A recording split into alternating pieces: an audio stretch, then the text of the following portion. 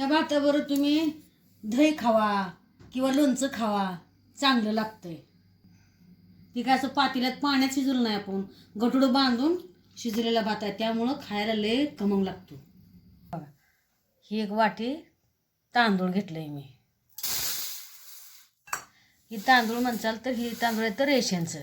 हे का, ह्याला मी सगळं निवडून घेतले. आता ह्याला धुवून घेऊया.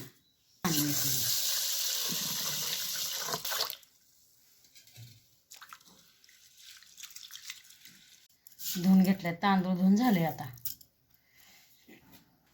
हे का, असा कॉटनचा कपडा घ्या, सुती कॉटनचा कपडा, त्याच्यामध्ये तांदूळ ओतून हे चारी कोणं असं धरूया. असं असं ह्याच्यामध्ये बी आहे, हे बी धरूया असं. हो का, असं हातात धरायचं, हे बी सगळं असं धरायचं. कुठनंही भात शिजल्यावर सांडून खाली त्याचा एक कोणा घ्यायचं, अशी गाठ मारायची. तर असं एवढं ढिल्लं ठेवायचं असं. हो का, सगळं असं ढिल्लं ठेवायचं. कधी एवढं पीठ आहे तर असं एवढं मोकळं मोकळं ठेवायचं, कारण हे आपला भात शिजल्यावर हे लय मोठं असं गठुडं होणार आहे ह्याचं.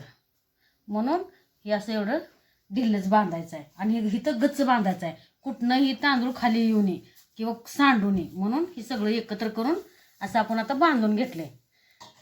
तर आता पाण्यात सोडू चला. तर काही पाणी मी तापायला ठेवले, उकळी यायला लागले, त्यात थोडं मीठ टाकून घेते. त्याच्यामध्ये स्टँड ठेवते. स्टँड त्या कुकरचं ठेवायचं त्यात, कारण असंच ही गठुडं त्यात सोडायचं नाही, कारण हे असं सोडलं तर ती कापड त्याला चिटकून करपत आहे. म्हणून त्याच्यामध्ये कायम ठेवायचं. तुमच्याकडे तर असं ठेवायचं जर स्टँड नसेल ना, तर तुम्ही प्लेट ठेवा.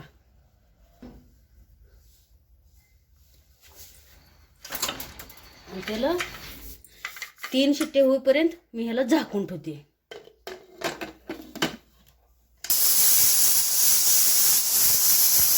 भातासाठी लागणार आपल्याला साहित्य हे काही, तर मी कढीपाला घेतलाय थोडा, आलं लसणाची पेस्ट आहे, ही वाटाणा एवढा, टमाटर घेतलं 1 टमाटर, 2 कांदे आणि 2 ढोबळी मिरची आणि ही थोडीशी कोथिंबीर.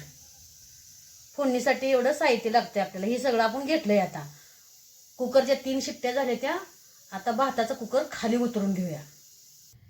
कुकर थोडा गार झालाय, उघडून बघूया. तरी अजून वाफ येते ह्यातनं, अजून गरम आहे, वाफ निघते. असं शिजलं असं कुठंच बाहेर नाही आलं पाहिजे. कसं आहे का, कुठं आलंच नाही बाहेर, असं बांधायचं, गच्च बांधायचं, म्हणजे आतल्या आत भात चांगला शिजतो. टाकूया तेल तापले, मोहरी टाकूया. मोहरी तडतड करते. आता यात टाकूया जिरी. जिरी पण तडतड करायचं. कांदा, आलं लसणाची पेस्ट, त्यात थोडं टाकूया कढीपाला, टाकूया ढोबळी मिरची, थोडंसं वाटाणे. ही 2च हिरव्या मिरच्या घेतल्या त्या टाकून घ्यायची.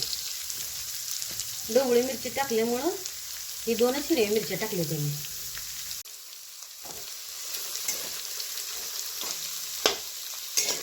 अर्धा चमचा धनिया पावडर टाकते, 1 चमचा हळद टाकते.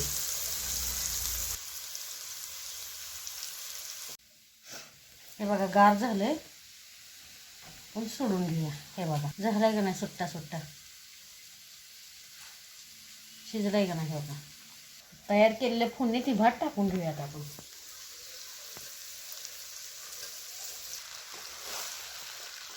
हे बघा, ही असा भात माझी लेकरं जेव्हा लहान होती ना तेव्हा मी करायची.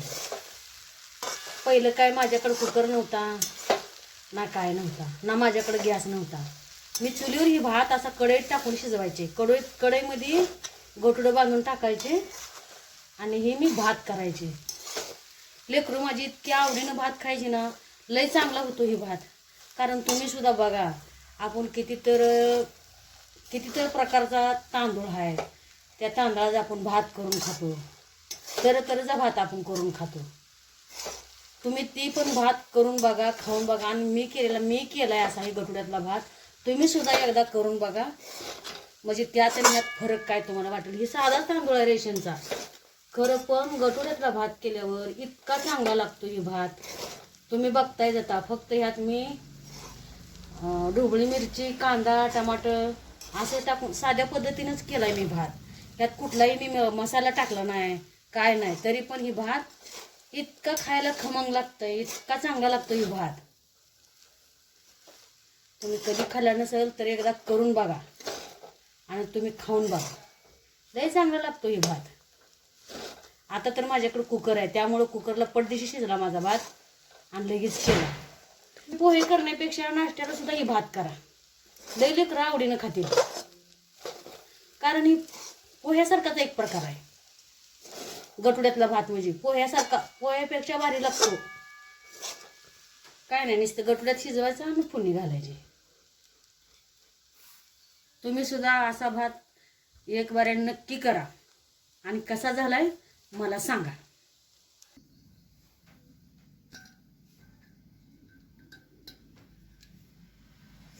दही खावा, लोणचं खावा, नाहीतर काय नसू द्या, असाच खावा तरी पण चांगला लागतो. इतका खमंग आहे भात हे. कारण गटुड्यातला भात खमंगच लागतो. ती काय असं पातेल्यात पाण्यात शिजवलं नाही आपण, गटुडं बांधून शिजलेला भात आहे, त्यामुळं खायला लय खमंग लागतो.